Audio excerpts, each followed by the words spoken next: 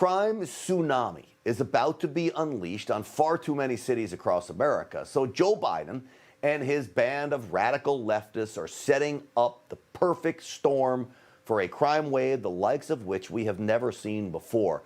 With illegals flooding our border, we know that many of them are coming here to move drugs and even move people. Those crimes nearly always lead to violence, not to mention we know there are gangs like MS-13 working with Mexican cartels, and they are looking for more street soldiers to peddle their illicit products. Police will not be able to handle the sheer number of criminals that are now being released onto our streets. Combine this with the George Soros-backed district attorneys across America. Anti-police, anti-law and order, they're leftists, now in control of so many criminal justice systems in America. And it is no coincidence. They all have the same dangerous agenda. Here it is.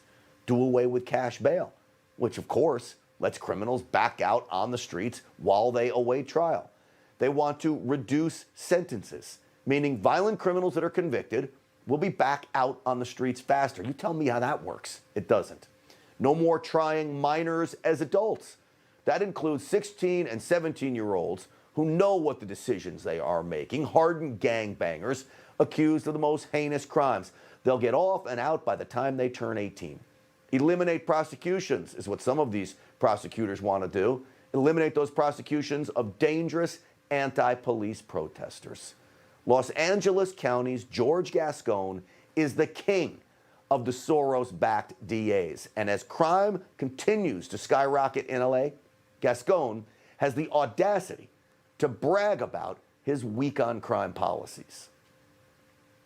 Since I took office, I have instituted a series of reforms based on data and science that will enhance the safety for our community while reducing racial disparities and the misuse of incarceration. Well, he's boring to listen to, right? That's part of it. He wants to put you to sleep so you glaze over of the worst of what he's offering up. In just 100 days, he admits to reducing sentences of LA criminals by over 8,000 years.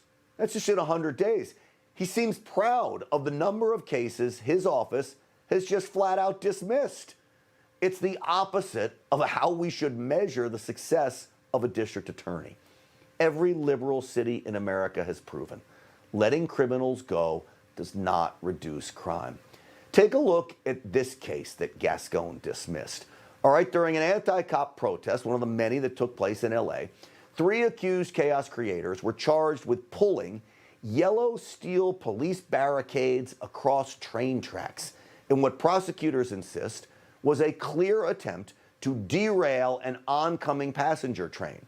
Fox 11 in Los Angeles obtained this surveillance footage.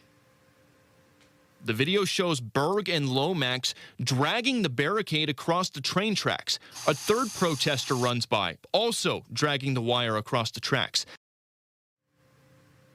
All right, so you can see the wire there, barely in the video, but it's heavy stuff. The protesters were charged with felony attempted train wrecking, as well as the lesser charge of unlawful obstruction of a railroad track.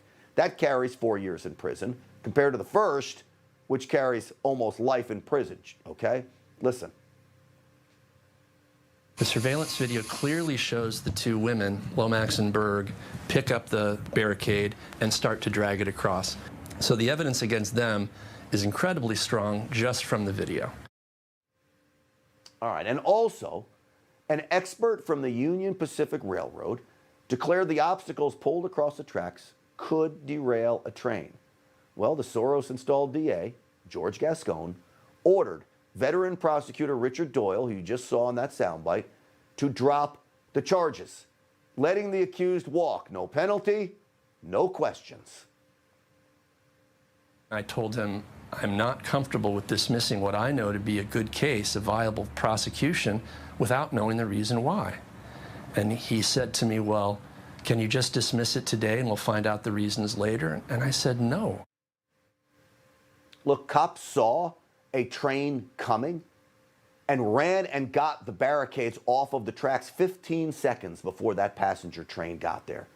DA Gascon overruled Doyle's refusal and reprimanded prosecutor Doyle. After 30 plus years in the DA's office, Doyle got transferred to an obscure unit far from his home in Gascon's office. It is clear, in his twisted world, accused criminals get treated better than prosecutors who want to fight crime. Now, we use this case only as an example because Soros-backed DAs are now seated in some of America's largest cities. It is a clear attempt to fundamentally change America's justice system to the point where ignoring crime is more common than fighting it. Hey, I'm Rob Finnerty. Thanks for watching. If you enjoyed this video, please join the conversation in the comments below. Don't forget to subscribe, too. Hit the bell icon to be alerted to breaking news. And remember, there's a whole lot more on Newsmax TV, America's fastest growing cable news network. Newsmax TV, we're real news for real people.